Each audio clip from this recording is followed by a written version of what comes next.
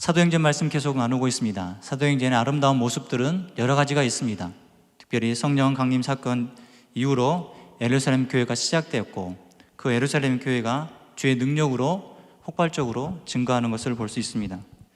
그런데 그러한 성장통이 있었습니다. 사람도 마찬가지고 청소년들 보면 무릎이 아프다, 다리가 아프다 보면 그 아픈 이유가 있습니다. 잘하는 것입니다.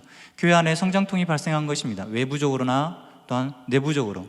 외부적으로 보면 하나님께서 택하여 주신, 또한 예수님을 온전히 믿었던 제자들이, 사도들이 복음을 전하는데, 그 복음을 전하는 것을, 예수의 이름으로 전하는 것을 반대했습니다.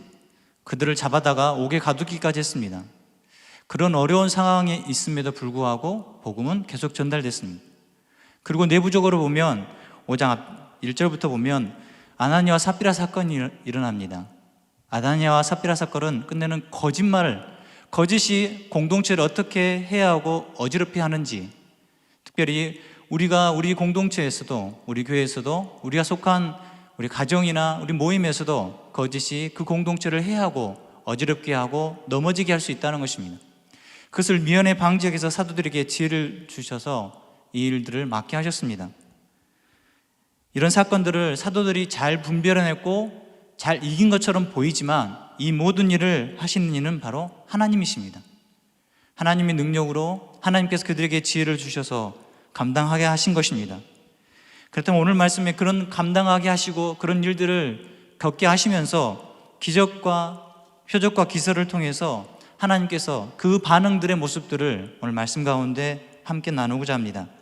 12절 말씀 보면 사도들의 손을 통하여 민간의 표적과 기사가 많이 일어나매 믿는 사람이 다 마음을 같이하여 솔로몬 행각에 모이고, 사도들의 손을 통하여 민간의 표적과 기사가 많이 일어났다고 했습니다. 그들이 말로만 선포하는 것이 아니라 그 능력이 그들의 손을 통해서 일어나는 것입니다. 물론 사도들의 능력이고 사도들의 힘이 아니라 이 일을 행하시는 이가 누구인지를 분명히 알아야 할 것입니다. 본래 표적과 기사는 예수님께서 자신이 메시아인 것을, 자신이 이 땅에 구원자로 오셨다는 것을 보여주시기 위해서 사용한 것입니다. 물론 예수님이 불쌍히 여기는 마음으로 사람들을 굶주리고 죽어가는 영혼을 향해서 불쌍히 여기는 마음으로 기적과 기사를, 표적을 행하셨지만, 궁극적으로는 그 일을 행하시는 궁극적인 목적은 자신이 누구인지, 내가 왜 이 땅에 왔고 내가 왜 이 일을 이루신지에 대한 그 목적을 온전히 보여주시기 위함입니다. 표적과 기사를 행하실 수 있는 분은 하나님께서 약속하셨고 구약에 약속된 메시아, 바로 그 분이 나다, 예수님이 되신 것을 보여주심입니다. 그런데 이런 표적과 기사들이 사도들의 손을 통하여 나타났다는 것입니다. 예수님은 죽으시고 부활하셔서 40일 만에 이 땅에 사시다가 승천하셨습니다. 예수님이 당장 옆에 안 계시는데, 근데 왜 사도들의 손을 통해서 일어난 그 일이 일어났습니까?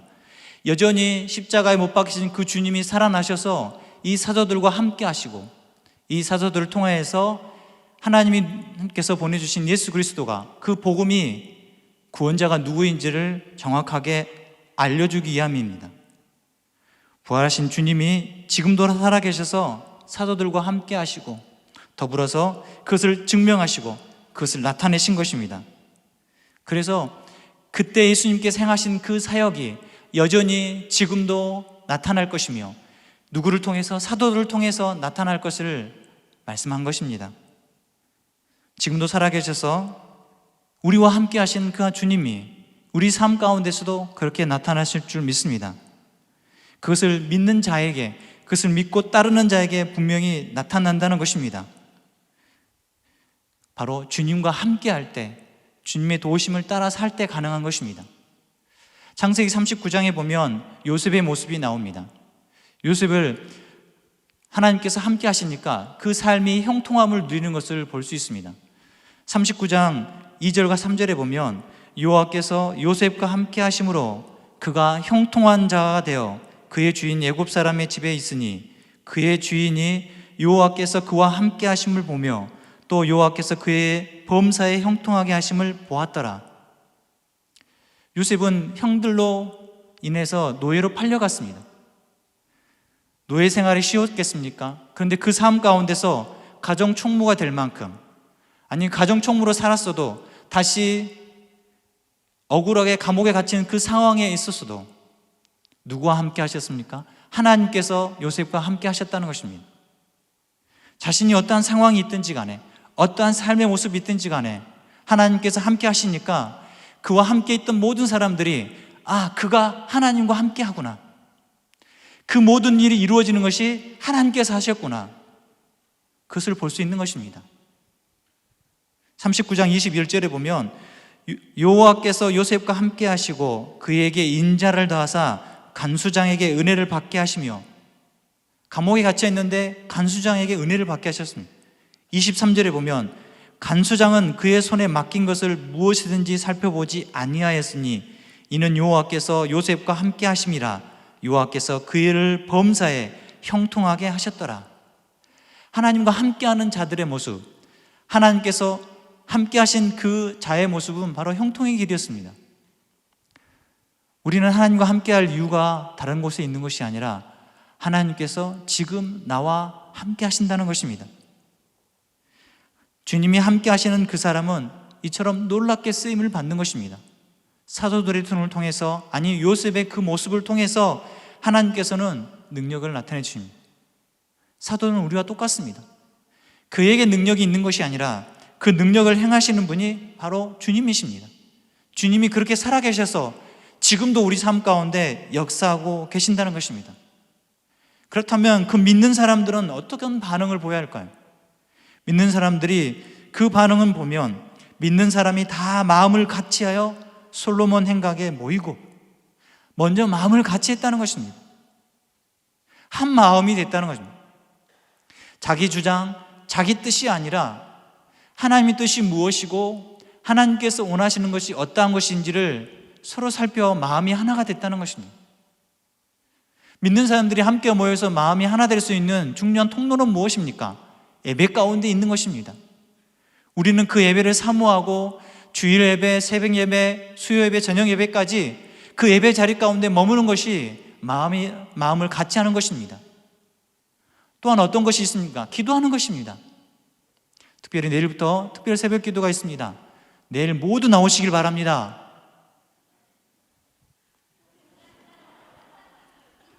내일 모두 나오시길 바랍니다.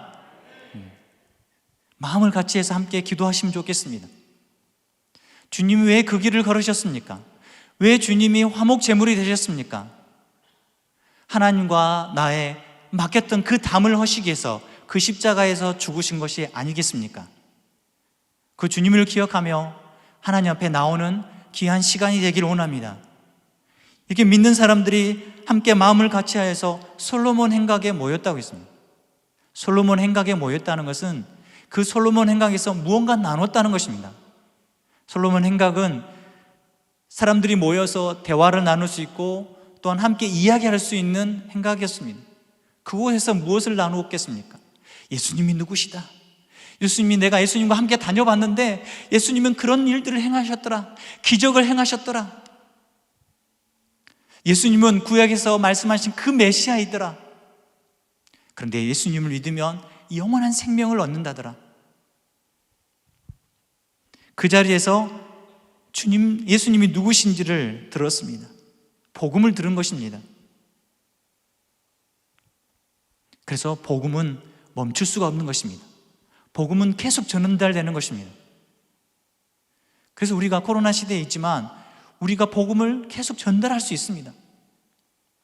특별히 요청하옵기는 이 고난주간에 우리가 한번 내가 복음을 전할 사람이 있음을 분명히 알고 그에게 복음을 전했으면 좋겠습니다.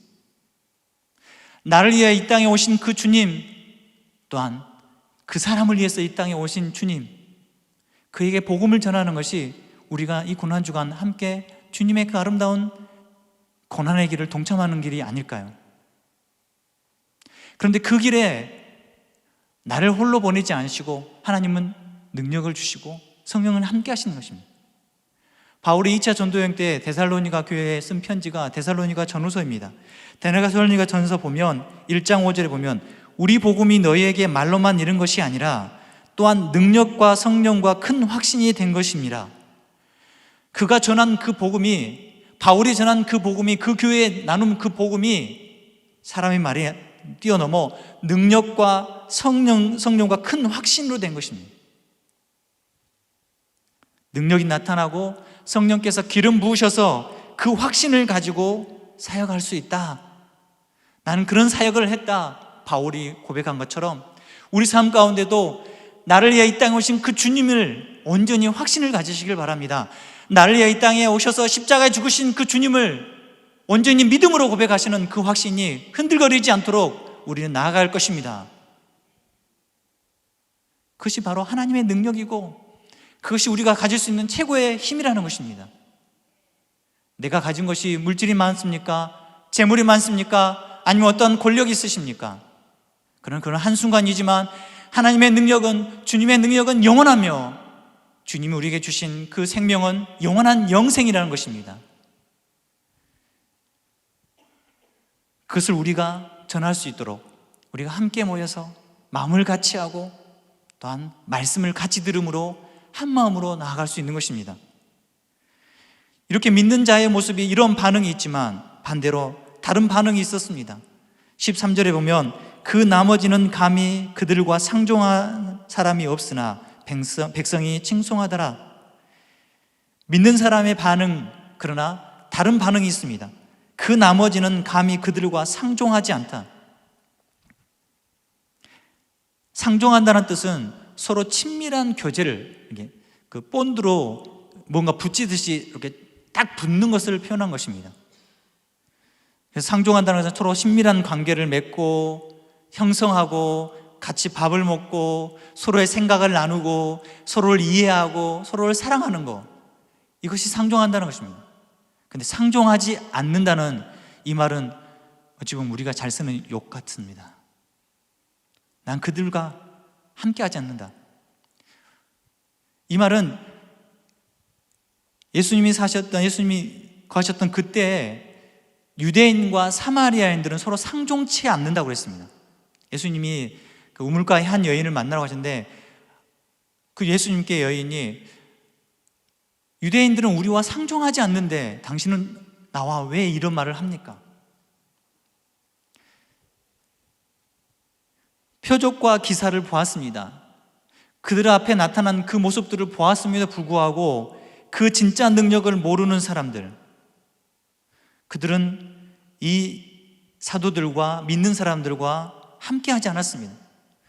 이유는 있을 것입니다. 왜냐하면 복음을 낼 때는 사도들을 옥에 가뒀고 또한 복음을 전하지 못하도록, 예수님을 전하지 못하도록 그렇게 막았다는 것을 들었을 것입니다.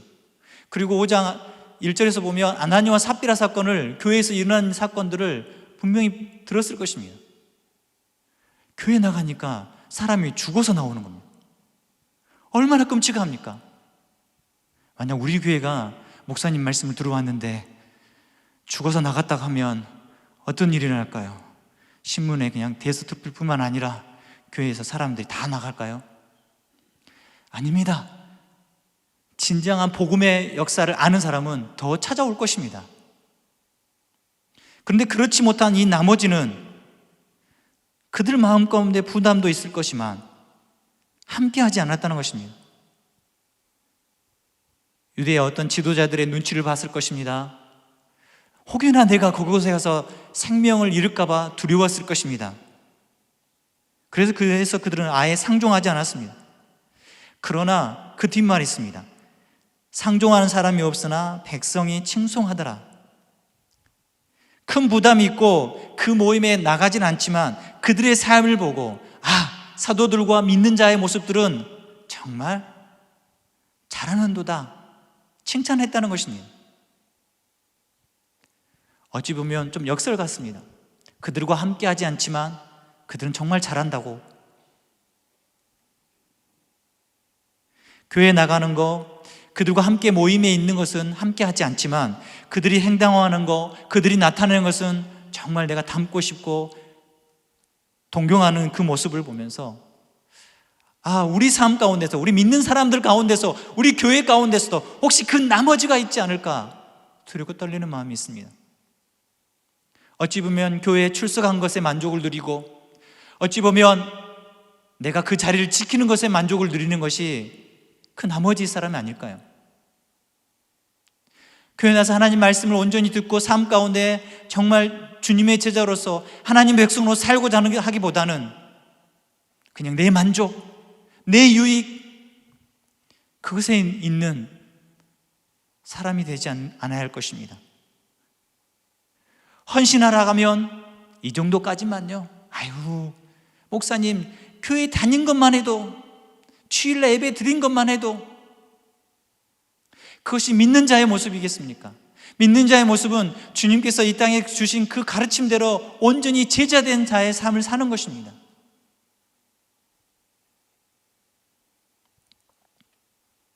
제자된 자의 삶은 그 삶에서 아름다운 열매가 맺는 것입니다.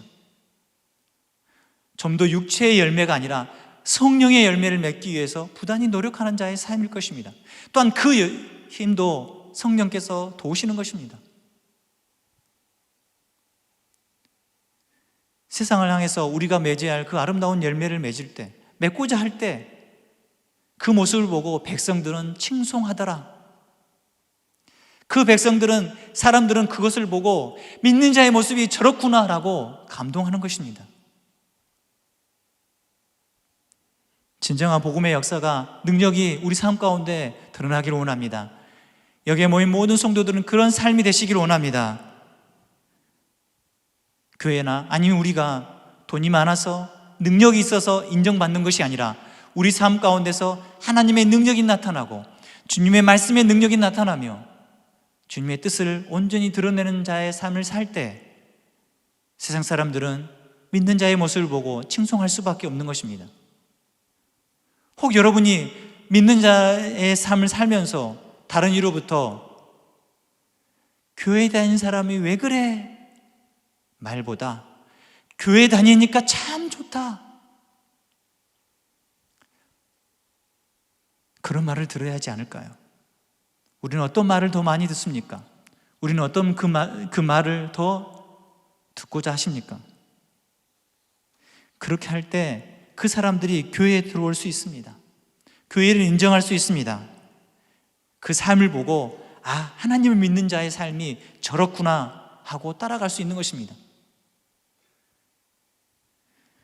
그런 자의 모습을 보면서 사람들의 수는 더 늘어났습니다. 보시면 14절에 보면 믿고 주께로 나오는 자가 더 많으니 남녀의 큰 무리더라. 믿고 주께로 나온 자의 수가 더 많아졌습니다. 표적과 기사가 일어났으며 또한 그 능력으로 살아가는 사람들이 있기 때문에 돌아오는 자, 주를 믿는 자가 더욱더 많아지는 것입니다. 그런데 여기서 본 표현 중에 믿고 주께로 나오는 자가 더 많다 했습니다. 믿고 교회로 나오는 자가, 믿고 공동체에 속한 자가 아니라 바로 주께로 나왔다는 것입니다. 예루살렘 교회는 계속 성장합니다. 그 성장의 원동력은 주께로 나오는 자가 많기 때문에 성장의 원동력입니다. 정말 주님을 믿는 사람, 정말 주님 때문에 참 생명을 얻었다고 고백하는 자, 그것이 바로 온전한 부흥이 아니고 온전한 성장이 아니고 무엇이겠습니까? 그리고 여기서 보면 숫자가 많은데 남녀의 큰 무리더라.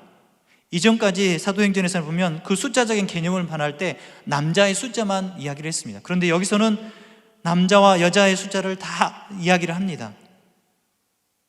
이제 믿는 자의 그 모습 가운데 남자건 여자이건 간에 주님께 나온 자가 정말 많다는 것을 표현하고 있습니다. 물론 숫자적인 개념도 중요할 때가 있습니다. 그러나 숫자가 많아진다는 개념은 그냥 주님께서 주신 그 사명이 점점 계속적으로 이루어진다는 것입니다. 주님께서 우리에게 명령하신 것, 그들에게 명령하신 지상 명령이 무엇입니까? 마태복음 28장 19절에 보면 그러므로 너희는 가서 모든 민족으로 제자를 삼아 아버지 아들과 성령의 이름으로 세례를 베풀고 내가 너희에게 분부한 모든 것을 가르쳐 지키게 하라. 볼지어다 내가 세상 끝날까지 너희와 항상 함께 있으리라. 주님의 그 명령이 이루어지는 것을 이 사도행전에서 보는 것입니다. 여전히 우리는 그것을 또한 보고 있습니다. 여전히 우리가 선교 해외 선교를 하시고 돌아오신 선교사님들의 보고를 통해서 듣는 것입니다. 그것이 기적이 아니고 무엇이겠습니까? 그것이 주님의 명령이 이루어지는 것이라는 것을 우리는 볼 수 있는데 왜 그런 현상들, 그런 모습들을 보며 하나님의 역사라고 말하지 않습니까?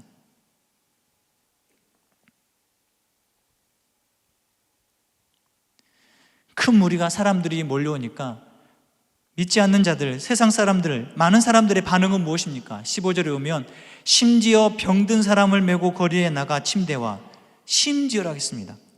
세상 사람들의 반응은 그런 이적들과 기적들, 표적과 기사가 일어나고 많은 사람들이 믿으니까 이 사람들이 병든 사람을 메고 옵니다. 거리에 나가 침대를 깔고 요를 까고 거기다 누웠습니다.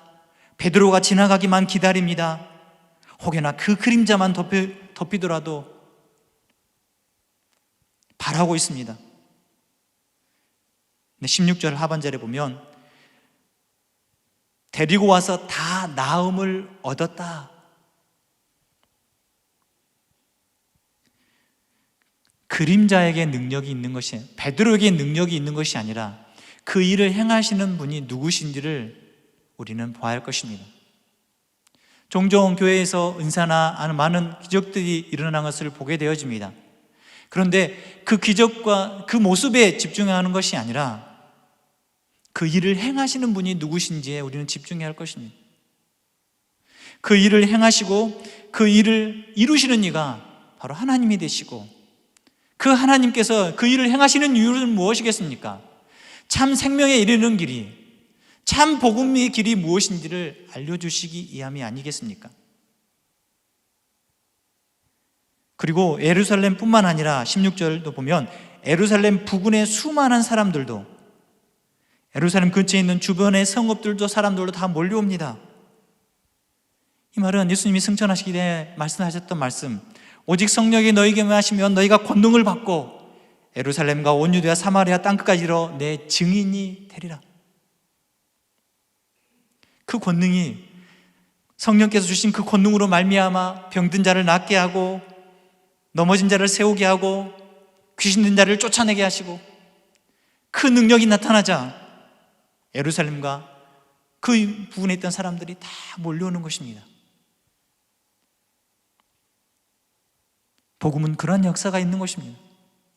복음은 그냥 한 사람에 국한된 게 아니라 많은 이들에게, 많은 사람들에게 능력이 되는 것입니다.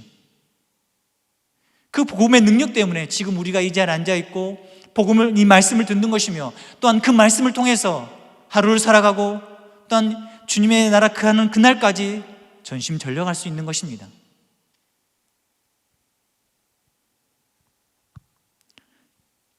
본문에서 다 나음을 얻었다. 한 사람도 그냥 왔다 갔지 아니하고 그냥 헛되이 돌아가지 않고 다 나았다는 것입니다. 그 마음에 그들의 갈급함도 있겠지만 그 능력을 행하신 하나님이 계신다는 것을, 우리가 주일날 하나님을 예배하러 나오지만, 내가 주님을 온전히 찾으러 나오지만 우리 안에 그런 갈급함과 간절함이 있습니까? 하나님의 능력에 대한 온전함을 믿음으로 고백하십니까?